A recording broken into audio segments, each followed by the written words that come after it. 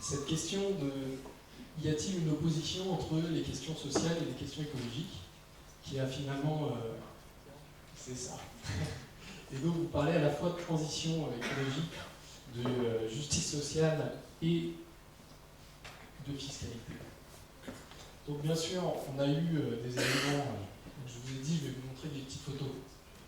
J'essaie de limiter aux photos, pas rajouter aux mots des mots, mais plutôt des images.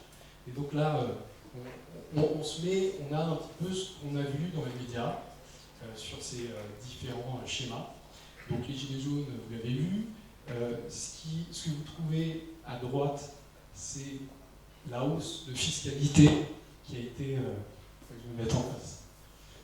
La hausse de fiscalité qui a été décriée, donc de 2014 à 2018, vous avez eu une hausse de 16 centimes sur le diesel. Donc là, il y avait un rattrapage de la fiscalité du diesel par rapport à la fiscalité de l'essence. Ceci étant motivé pour les questions de particules fines et d'effets à la fois sur la santé et sur le climat. Et puis cette hausse également de la fiscalité sur l'essence de 7 centimes. Et puis vous voyez aussi qu'il était prévu une hausse de taxes supplémentaires dans un contexte où, vous l'avez entendu, il y a eu une hausse du coût du baril et donc du prix de l'essence. Tout cela avec une présomption que cela pèse davantage sur des ménages qui utilisent une partie plus importante de leurs revenus pour consommer ces litres de carburant, ou alors le fuel ou le gaz qu'ils utilisent pour leur chauffage. Donc vous voyez dans le graphique de droite, il faut juste voir que quand vous êtes à gauche, c'est les 5% les plus pauvres, à droite, c'est les 5% les plus riches, et vous voyez que la part de leur budget qui aurait été imputée en plus, en moyenne, aurait été plus grand, environ de 1% pour cette hausse prévue supplémentaire de 2018 à 2022. Donc ça, c'est la question où social et écologie se rencontrent. Alors, pour parler du changement climatique, cette courbe, c'est en fait ce qui est envisagé de réduction d'émissions de gaz à effet de serre en France. Donc là, ce sont les travaux du ministère de l'Environnement pour ce qui est sorti en début d'année, qui est la stratégie nationale bas carbone. Donc c'est la trajectoire à respecter pour atteindre une neutralité carbone. Et vous voyez que parmi la réduction des émissions, vous avez notamment ce qui est en bleu et en vert, je crois, qui sont les transports et les émissions qui viennent du logement. Donc typiquement, c'est quand même des enjeux qui sont importants parce que derrière, qu'est-ce qu'il y a ? Il y a l'ensemble de vos déplacements, vos modes de chauffage, toute l'énergie que vous utilisez dans vos logements, et indépendamment de choix d'industriels très concentrés, est-ce qu'on va produire de l'énergie avec des centrales à charbon et au gaz, ou est-ce qu'on fait des éoliennes renouvelables ? Une grande partie de ces émissions viennent de notre consommation d'énergie fossile dans nos trajets quotidiens et nos vies quotidiennes. Donc clairement, les enjeux sociaux, ils sont là aussi. Et si on veut arriver à faire la courbe qui décroît, eh bien, ça veut dire qu'il faut arriver à changer ces différents éléments et le faire d'une façon qui nous convienne pour nos vies et nos espérances futures, et notamment celles des plus modestes d'entre nous. Alors, la fiscalité écologique s'est mise en avant justement pour faire en sorte que, par exemple, si vous voulez vous lancer dans une activité économique, vous soyez moins favorisé en utilisant des énergies fossiles qu'en faisant en sorte que vous la faites dans la transition énergétique.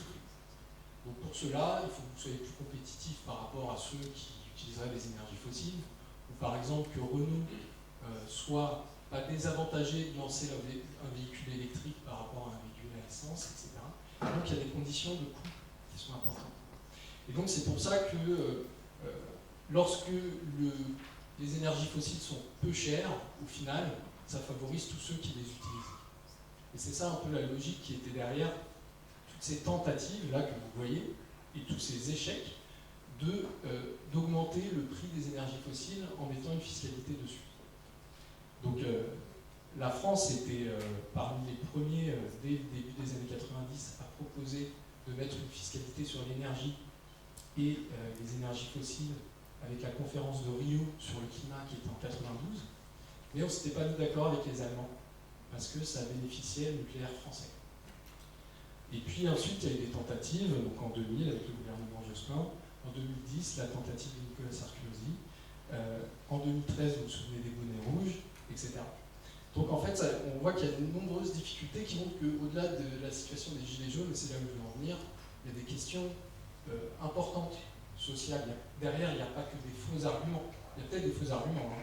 Les gens qui ne veulent pas la taxe et qui vont dire elle est socialement injuste, donc la mettez pas, mais en fait, ils font du business dans le pétrole. Mais il y a quand même des arguments derrière qu'il faut regarder sérieux sociaux. Alors pour les experts, la fiscalité c'est un élément qui justement, il y a un écart avec les experts parce qu'ils disent que c'est un élément clé pour faire une transition justement qui n'a pas un coût socio-économique très important et que ça peut aider. Donc là j'ai mis des travaux sur lesquels je travaille depuis un moment, j'ai fait ma thèse dessus, etc. Aussi une publication de l'ADEME qui dit que la fiscalité énergétique elle peut être à la fois sociale et écologique. Alors les points clés quand même dans le fond c'est quoi? Au final, pour réconcilier, l'enjeu c'est de discuter ensemble pour savoir comment on peut réconcilier social et développement à court et à plus long terme. Et donc il y avait cette opposition, la fin du mois contre la fin du monde, etc. Vous avez entendu. Au final, ce clivage-là ne s'est pas imposé, heureusement, mais il faut quand même arriver à trouver sur les sujets de fond que j'ai évoqués précédemment, comment on arrive à faire un système dans le fond et un projet à la fois de finances publiques, de fiscalité, qui est à la fois équitable, qui favorise la transition énergétique, et puis un aménagement du territoire qui n'empêche pas les gens de se déplacer pour aller travailler. L'autre point, c'est que cette fiscalité énergétique, du coup, elle a été présentée comme une mesure comme ça pour atteindre la transition énergétique, et puis au final, on voit que c'est un élément de la fiscalité dans son ensemble, et donc que c'est quand même plutôt l'équilibre des finances publiques. Est-ce que vous êtes taxé en général? Et c'est ça qui était insatisfaisant à court terme. Comment on arrange et comment on fait quelque chose qui fonctionne globalement? À la fois pour financer nos dépenses publiques, parce que c'est nécessaire, les hôpitaux, etc., de manière équitable, et puis que ça favorise la transition énergétique. Et donc on a vu que là-dessus, il y a la question de l'usage des recettes, et puis ce que je viens de dire, la cohérence d'ensemble des finances publiques. Alors, on en est où en ce moment?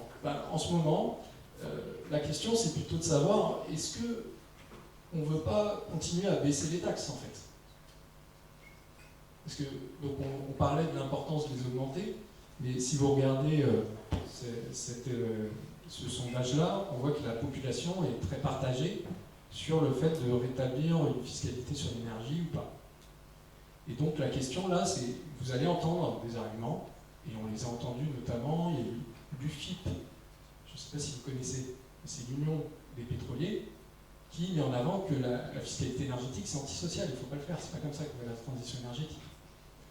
Donc voilà, donc il faut essayer collectivement d'essayer de trier les arguments entre qu'est-ce qui est un argument utilisé, peut-être se dire aussi, quand vous entendez un argument c'est antisocial, se demander si l'argument antisocial va contre la mesure, mais si vous dites que la taxe carbone est là, ne pas la faire pour lutter pour les pauvres, peut-être qu'il faut aussi se dire, dans ce cas-là, il faudrait lutter contre la pauvreté, et pas contre la taxe carbone. Faire des hausses de salaire, la redistribution, etc. Bon, je viens aux aspects économiques, je vais essayer de ne pas faire saturer le micro, et là, simplement pour vous dire que c'est important de voir le long terme, et globalement.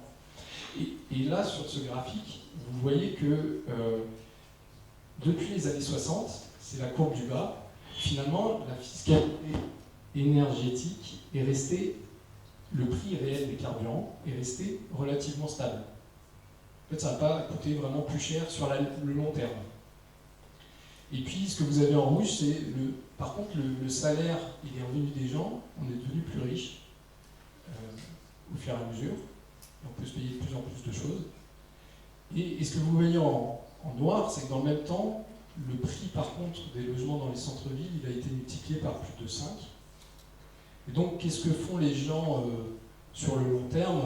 Ils deviennent ils vont utiliser plus leur véhicule et plutôt se localiser hors des centres-villes. On a eu aussi tout un mode de vie qui a été mis en avant dans les années 90, de développement, des villes nouvelles, des installations en banlieue avec des mètres carrés plus larges, et quotidiennement, vous allez utiliser vos véhicules. Donc, c'est juste pour montrer que cette logique des prix sur le long terme, elle crée quelque part où les gens se localisent. Dans le même temps, vous avez aussi eu des gains d'efficacité énergétique des véhicules. Donc on utilise toujours moins de carburant pour faire 100 km en véhicule. Ça, ce qu'on observe, c'est la courbe bleue. C'est-à-dire que vous avez une baisse, malgré un peu de hausse du prix de carburant. En fait, pour 100 km, comme vos véhicules sont plus efficaces, ils utilisent moins de litres de carburant, et bien vous payez moins cher. Et dans le même temps, vous avez la courbe rouge, c'est la hausse du coût des transports en commun. Donc vous voyez qu'il y a aussi un intérêt finalement à long terme d'utiliser le véhicule plutôt que les transports en commun qui deviennent plus chers. Et puis sur les aspects sociaux, donc vous voyez que ces signaux-là, c'est des coûts. Donc si on est riche, on peut se payer un logement en centre-ville à Paris et utiliser le transport en commun, c'est pas grave. On est riche. Mais quand on est pauvre, si jamais ça coûte moins cher d'utiliser des carburants et que de se loger en centre-ville, ben, on va y aller, quoi. Et on va devenir dépendant. C'est un peu ce qu'il y a derrière les gilets jaunes. Mais quand même, c'était un progrès social aussi d'avoir une voiture depuis les années 60. Et donc là, vous voyez que le SMIC, c'est le salaire minimum, hein, il fallait travailler 6 heures au SMIC pour se payer 100 km de transport en commun dans les années 60. Et maintenant, il n'en faut qu'une heure. Donc on voit aussi que cette voiture, elle est devenue accessible de plus en plus aux ménages modestes. Donc, à long terme, ils sont devenus plus dépendants, puisqu'ils en ont eu plus recours. Et on revient sur les prix. Et cette dépendance, elle a aussi un coût pour notre économie et pour l'ensemble, au-delà de certaines catégories de population. Et ça, bon, ce graphique est un peu compliqué, mais en fait, ce qu'il vous montre, c'est une courbe, pour ceux qui ont fait de l'économie, c'est les échanges, c'est la balance courante de la France. C'est-à-dire, c'est des échanges de revenus avec l'extérieur. Et vous avez la courbe noire et la courbe rouge, c'est le déficit de la balance commerciale qui se répercute en déficit d'argent avec le reste du monde. Donc si on est en déficit, ça veut dire qu'on consomme plus que notre niveau de vie, ce qu'on produit. Et c'est pas durable à long terme. La question, c'est que ici, ce qui explique qu'on est sur une courbe descendante à très long terme, c'est nos importations de pétrole. Parce que ça coûte cher. Donc en fait, à chaque fois qu'on paye, on va à la pompe, au final, on paye les exportateurs de pétrole. Et ça nous coûte, puisqu'on ne peut plus utiliser cet argent soit pour consommer en France, avec les AMAP, etc., et faire de l'emploi en France. Et dans le même temps, alors est-ce que parmi ces tendances, il y a eu une structure de la fiscalité qui a été à l'encontre de ces tendances-là pour les atténuer? Ben, en fait, non. On voit que depuis les années 60, on a eu un contrat social où on finance nos dépenses sociales par les cotisations sur les salaires, les cotisations sociales. Et on voit que sur cette période, elles ont été multipliées par 6, donc c'est un indice par rapport à 1960. Ces cotisations sociales par salarié, en moyenne. Et dans le même temps, vous avez le chômage qui a été multiplié par 7. Ça veut dire qu'on rend quelque chose qui est disponible et qu'on aimerait bien employer, des gens au chômage, plus cher. Et dans le même temps, par contre, ce qu'on importe du reste du monde et qui nous appauvrit, comme je vous avais dit, parce qu'on paye les exportateurs de pétrole avec, c'est la taxe sur les litres de carburant. Sur la longue période, elle est restée plutôt stable et a même décru.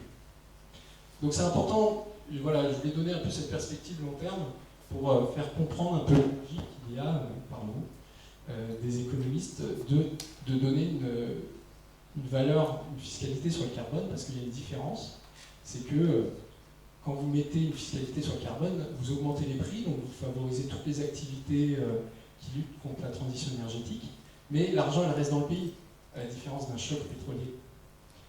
Et cet argent-là, même si c'est des comptes publics, donc après il y a la question de est-ce qu'on fait confiance, aux administrations publiques, mais en tout cas, l'argent reste dans le pays, on peut la redistribuer ou l'utiliser pour payer des hôpitaux ou payer nos dépenses sociales.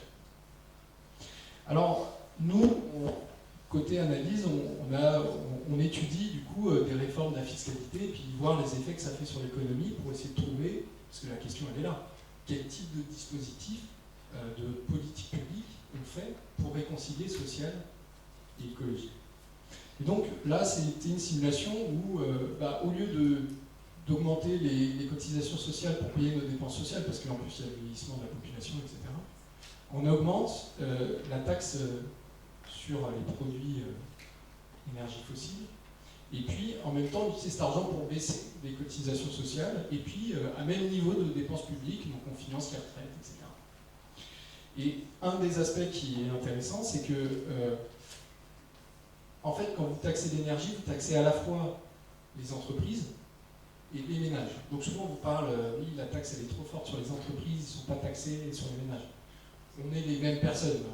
C'est-à-dire que si vos entreprises marchent mal, il y aura moins d'emplois, il y aura moins de revenus et vous aurez moins de pouvoir d'achat aussi. Donc c'est bien aussi de ne pas rentrer dans cette segmentation du monde, on est tous des employés d'entreprise et on n'a pas envie que ces entreprises elles fassent faillite. Mais par contre, les ménages, ils consomment pour leur transport particulier et puis pour se chauffer. Et donc il y a une partie de cet argent-là qui est payé notamment par ceux qui en consomment le plus et ceux qui sont les plus aisés. Parce que quand même, ceux qui sont plus aisés, ils ont des maisons plus grandes, ils ont des voitures, etc. Et donc, lorsque on diminue on fait payer plus ces personnes-là avec leur consommation finale, et qu'on diminue les cotisations sociales, ça peut, au final, faire que dans le pays, on a des coûts de production moins chers. Donc là, je vous donne l'intuition, même si c'est compliqué, vous me direz. Mais en tout cas, on trouve dans le modèle, souvent, qu'on peut arriver comme ça à taxer plus des revenus différents des salaires, par exemple les rentes immobilières et financières. Et si on diminue les cotisations sociales, par contre, ça tourne sur les coûts de production et ça peut permettre d'augmenter les salaires. Et ça peut avoir un effet bénéfique, globalement, socialement. Si le fait que si on utilise moins d'énergie fossile, on a moins de factures pétrolières, et au final, ça fait plus d'argent à dépenser dans le pays, ça je vous en ai parlé.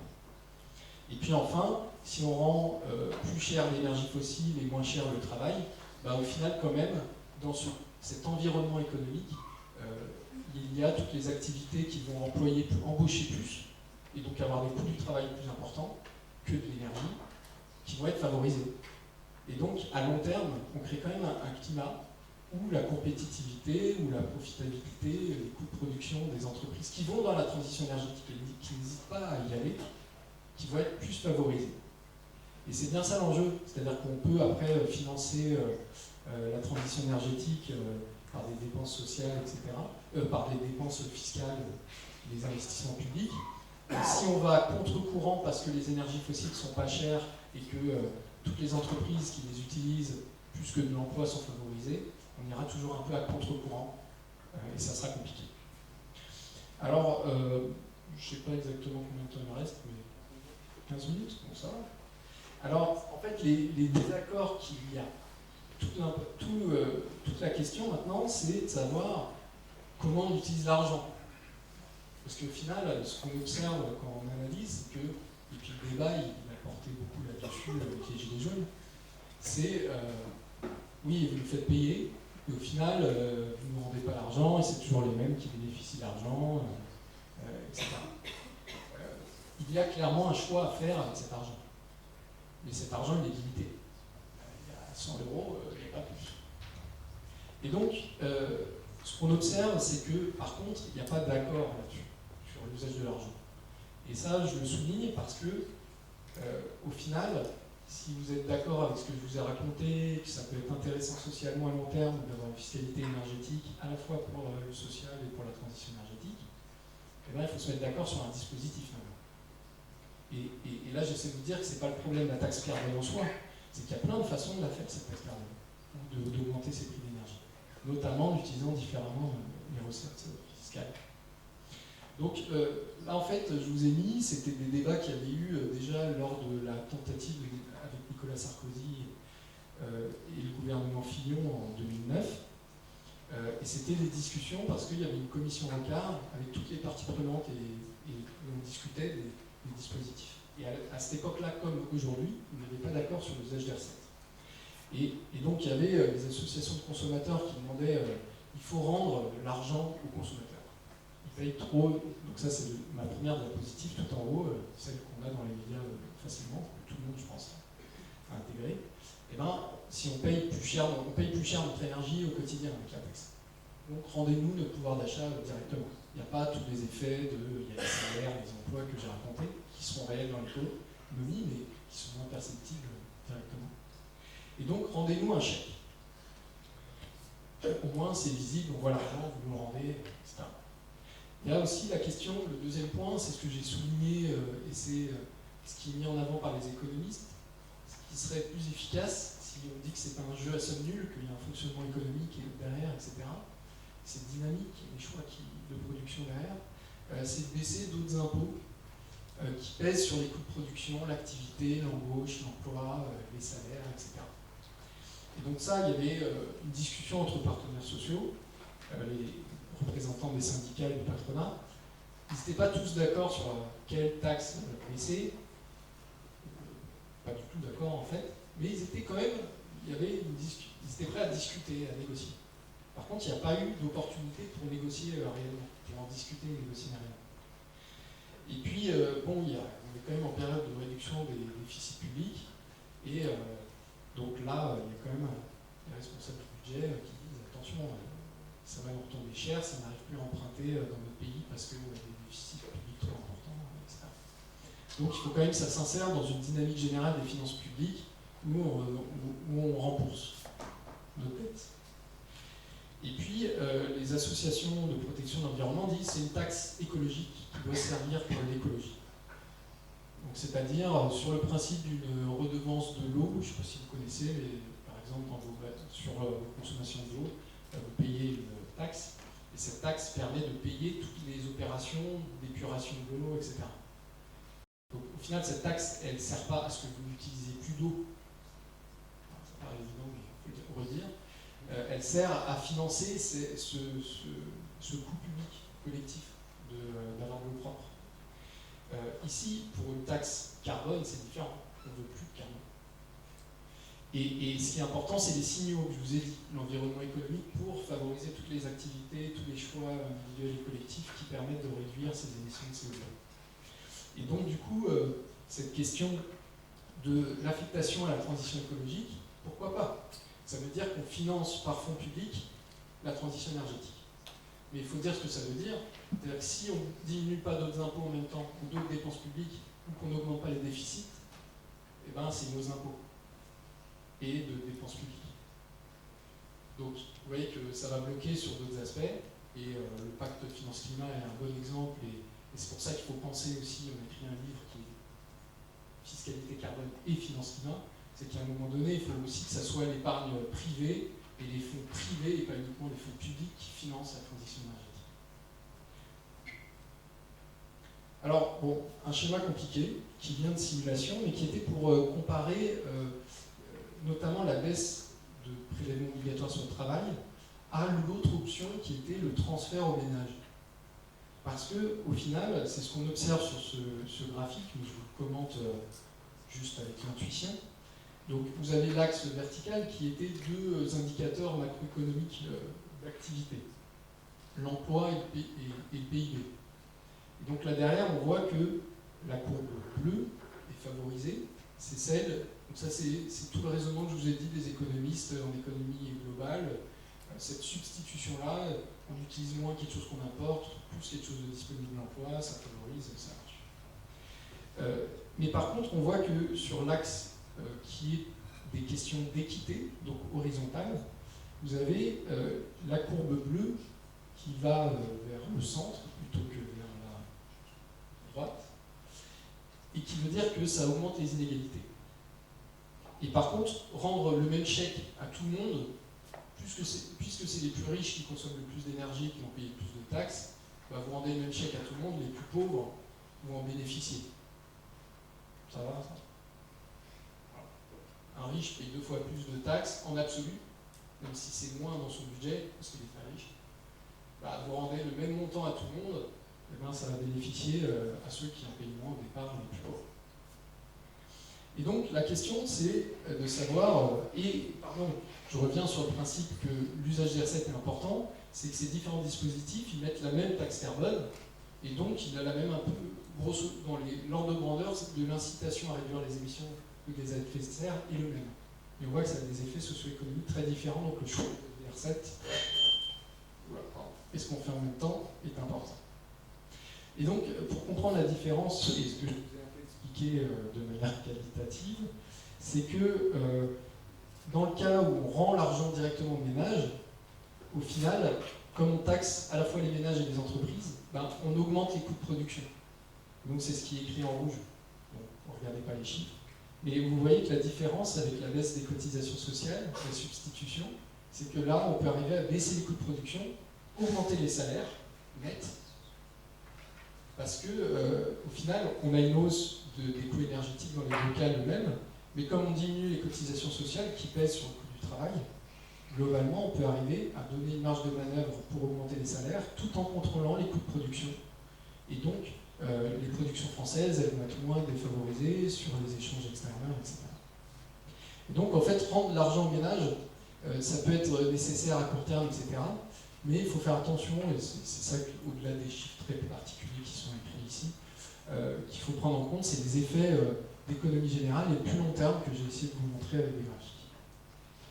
Et puis, ce qui est important, c'est qu'il y a des marges de manœuvre. On peut rendre une partie de ces recettes très ciblées à des ménages vulnérables. Par exemple, si on arrive à voir vraiment qui sont, parmi les gilets jaunes, ceux qui sont très dépendants à court terme pour aller travailler, qui n'ont pas de ressources et qui n'ont pas d'alternative parce qu'ils n'ont pas de transport en commun, etc., à court terme, eux, on peut leur donner un chèque. Mais peut-être pas à tout le monde. On ne va peut-être pas compenser tous les automobilistes. Et on voit qu'on peut, comme cela, compenser les effets sur les inégalités et les plus pauvres, tout en gardant la majorité des recettes pour diminuer d'autres impôts qui pèsent sur l'activité, l'emploi et les coûts de production. Et on voit que, donc, avec ces mécanismes-là, tous les dispositifs qui ciblent ces compensations, donc de manière plus précise, et qui gardent l'ensemble des recettes pour l'ensemble de l'économie en diminuant d'autres impôts, eh bien, ils sont efficaces pour l'ensemble des indicateurs ici, d'activité, d'inégalité, d'emploi, etc. Donc ça, du point de vue de l'analyse économique d'ensemble que j'ai essayé de vous décrire, la meilleure solution serait celle-ci. Et ça, c'est commun à l'ensemble des études qui sont faites pour les différents pays, aux États-Unis, etc. La plupart des modèles qui représentent ça trouvent ce résultat. Après, la question, c'est que, on ne voit pas le graphique ici, ça passe pas sur Mac, mais il y avait un graphique où, au-delà du premier graphique, je ne sais pas si vous vous souvenez, il y avait les 5% les plus pauvres, les 5% les plus riches, et puis on voyait la part dans le budget qui décroît de manière très linéaire en moyenne. En fait, à chaque niveau de revenu, il y a des inégalités énormes. Parce qu'il y a des gens qui chauffent au fioul, d'autres pas au fioul.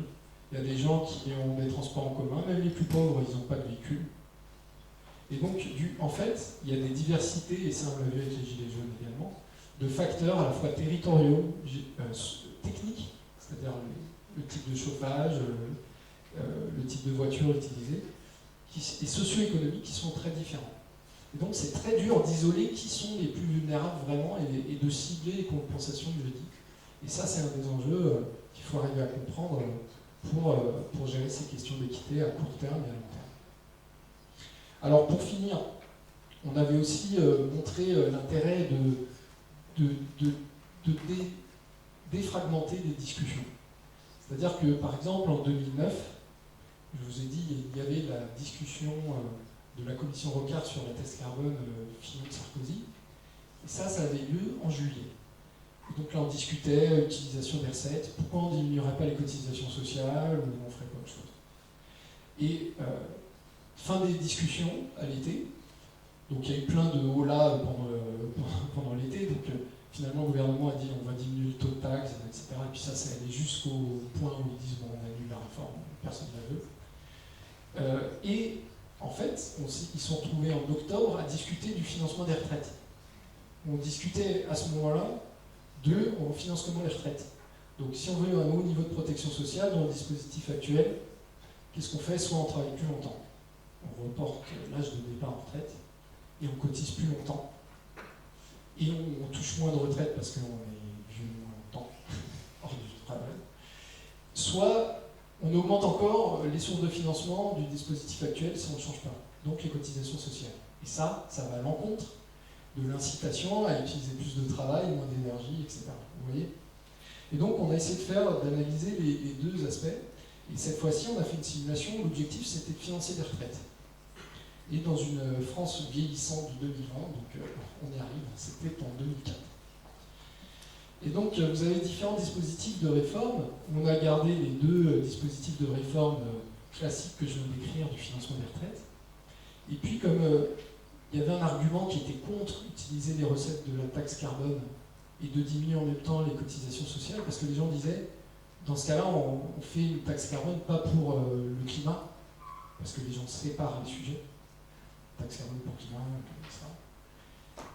On l'utilise pour financer les retraites. Donc c'est un alibi, le climat. En fait, on a besoin d'argent pour financer les retraites. Et donc ce qu'on a fait dans ce cas-là, c'est qu'on s'est dit, quel serait le niveau de taxe pour financer les retraites? Donc on a pris le... Et donc on voit que en fait, si on joue sur l'un de ces leviers uniquement, on arrive à des choses qui sont difficilement soutenables. Le départ de l'âge en retraite, on retrouve qu'il faut que l'âge de retraite soit poussé à plus de 3 ans, ce qui était dit par le Conseil d'orientation des retraites. Pourquoi plus de 3 ans? C'est que si vous mettez des gens sur le marché du travail, dans un modèle comme une vision de l'économie comme je viens de vous la présenter, si les gens payent toujours plus cher leur énergie, donc ils ont et puis on a toujours moins de revenus qu'on donne aux exportateurs de pétrole, eh bien, on n'a pas forcément en face la demande, le carnet de commandes, pour employer cette nouvelle population sur le marché du travail. Donc dans le modèle, il faut encore mettre plus de gens sur le marché du travail, ça baisse les salaires, etc. Et l'augmentation des cotisations sociales, il fallait augmenter encore de 7 points. Donc vous voyez tout de suite les hauts là que ça fait en termes de coût de production, de coût du travail qui n'a cessé d'augmenter, etc. Et bien sûr, une taxe carbone, ça ne suffit pas pour financer les retraites. Donc là, il faudrait une taxe carbone qui atteint 700 € par tonne de CO2. Et à ce niveau-là, on n'a pas les possibilités d'utiliser moins de CO2, donc en fait, on paye très cher, à la fois la production et chez les ménages. Mais on voit qu'on peut trouver des dispositifs qui allient les deux, donc une taxe carbone moins forte, une baisse des cotisations sociales, et puis augmenter d'autres impôts, ou alors baisser d'autres dépenses publiques, etc. Dans ce cas-là, on augmentait l'impôt sur le revenu en même temps. Il fallait augmenter, en plus de la taxe carbone et la baisse des cotisations sociales, de 2 points. Et on voyait que, selon les différents indicateurs, à la fois climatiques et sociaux, eh bien, la dernière réforme verte était plutôt favorable. Voilà, bon, je finis simplement pour dire que quand on revient dans le court terme, il y a un dernier élément à prendre en compte, eh bien, c'est que ce n'est pas des courbes, comme j'ai présenté, de long terme très lisses qu'on rencontre, c'est une variabilité du prix du pétrole. Et si vous regardez sur cette courbe, qui était quelque chose que je présentais en 2015 sur ces travaux, et pour dire qu'il fallait discuter des conditions sociales de la mise en œuvre de cette réforme, pour montrer la corrélation entre les tentatives de mise en place d'une taxe carbone. Donc en 2009, vous voyez, chute des prix du pétrole, tentative, hausse des prix du pétrole, abandon. Ensuite, chute, c'est lorsque la taxe a été mise en œuvre en 2014 et qu'elle a cru. Et ensuite, il y a eu la hausse que vous avez connue en octobre. Et donc, la suite, c'est bien ça aussi à un moment donné. C'est-à-dire qu'on a cette variabilité et la difficulté, même si tous les éléments de long terme que je vous ai présentés montrent qu'on peut réconcilier les questions de climat social, il y a cette question-là de trouver aussi des mécanismes qui empêchent que cette variabilité fasse exploser toutes ces tentatives. Merci beaucoup.